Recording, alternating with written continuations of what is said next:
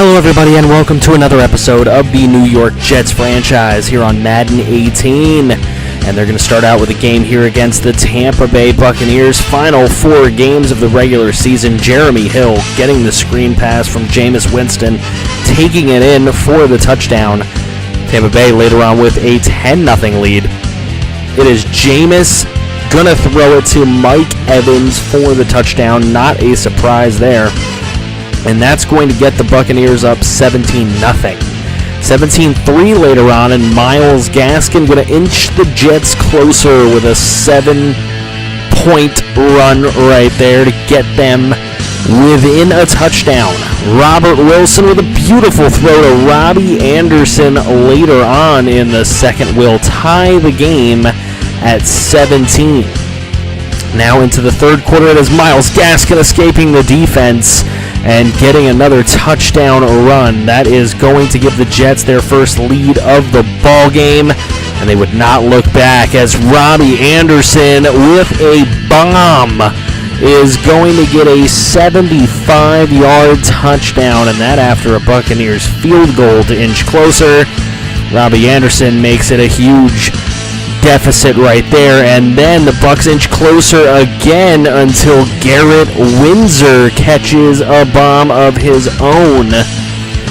The Bucs were just not able to catch up from there. The Jets would add a couple field goals, Bucs would add a touchdown, but we're looking at a 44-33 win for the Jets. Jameis Winston slightly outplaying Robert Wilson, but it was the difference with Myles Gaskin's 90 yards on 12 carries and 2 scores, and Robbie Anderson playing out of his mind with 206 yards and 2 scores. Garrett Windsor caught 1 ball, and it was a touchdown. 1.5 sacks for Smithson. Good to see him up there. Kegler with a half a sack. Good to see him doing well as a rookie. Friedman with the pick. A couple forced fumbles out there between Dean and Victor. Billy Chavis back into the lineup as the nickel corner over Friedman, as the Jets going to take on the Kansas City Chiefs here at home on a very windy day in the Meadowlands. Extra windy, and you can tell right here with Chandler Catanzaro going to miss wide left and wide right to open up this ball game, as it is 10-0 Kansas City. Pat Mahomes over to Chris Conley, and that's going to make this the second game in a row where the New York Jets are down 17-0. Later on, down 17-3, and it's going to be Robbie Anderson inching the Jets closer with that touchdown catch, his 10th of the year. That'll make it 17-10. Now Robert Wilson going to escape the pocket, going to try and dive in. He will fumble the ball, but picked up by Myles Gaskin for the touchdown. That is going to tie this ball game. Later on, it's fourth quarter. Pat Mahomes going to throw that touchdown across the middle, and that is going to give the Chiefs the lead once more. Robert Wilson looking to tie this game up, trying to go deep and nowhere near his target, as Xavier Woods able to make that play. And that would be it. The Chiefs would run the rest of the clock out. It is 24-17. Kansas City only the third team to beat the Jets this season. And it was behind Pat Mahomes. 3 touchdowns, 2 interceptions. Not a great game from Robert Wilson. Saquon Barkley over 100 yards. Rashad Perryman, the culprit on that touchdown. Sacks kind of spread out. A little bit for the Jets, a little bit for the Chiefs. Interceptions, Tolliver and May with picks. Forced fumble by Murphy of the Chiefs. We move on. Road game for the Jets, second to last game of the year, taking on the Carolina Panthers. And this one, honestly, was just a bludgeoning, as Robert Wilson going to escape the pocket and run right into the end zone. Nobody really home. And then Myles Gaskin later on from 11 yards out, going to find a way to cross the plane there, get a 14-point lead for the Jets. And then Robert Wilson doing what he does, dropping it right in the breadbasket for Robbie Anderson in the corner of the end zone. It would be 28-3 here in the third quarter, and Robert Wilson going to find some room once more to make it 35-3. It would end 38-3. Robert Wilson, 1 touchdown on the day. Not huge passing numbers. Cam Newton was absolutely dreadful with 118 yards, 2 picks, but it was Myles Gaskin day today. 255 yards and 2 touchdowns for Mr. Gaskin. Not a lot on the receiving end. Really wasn't much of a passing day.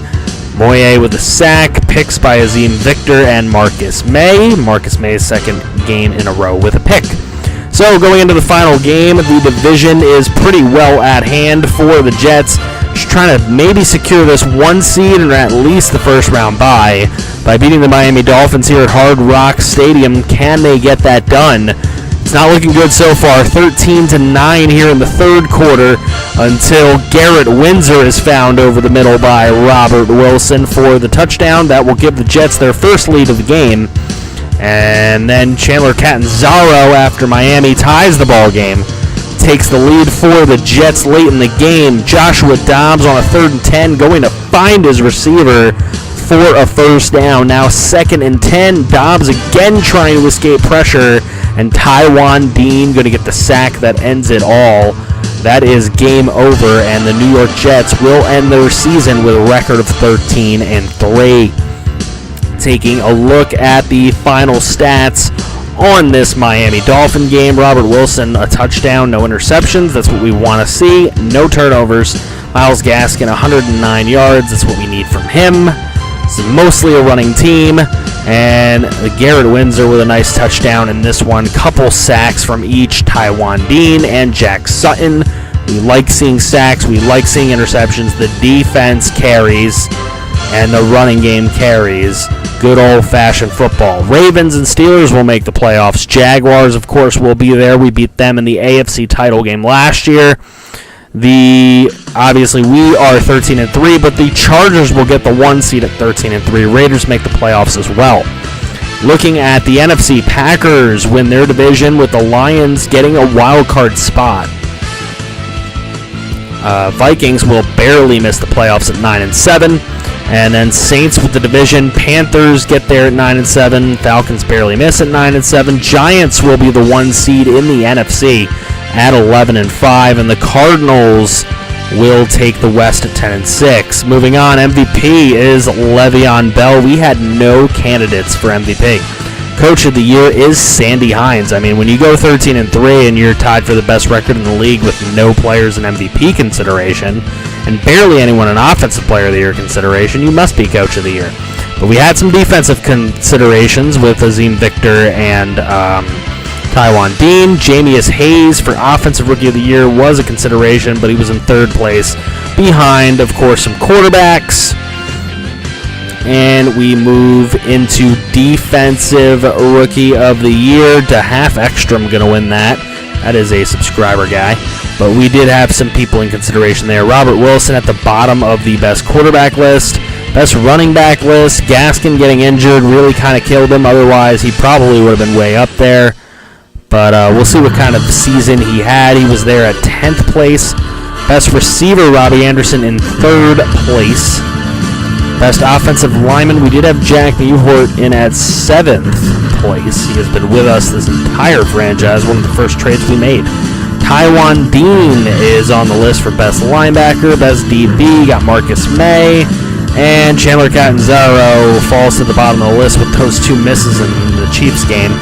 Robert Wilson throws for 3,300 yards, 27 touchdowns, 18 interceptions. That's 60% completion for an 87.9 quarterback rating. Took 28 sacks this season.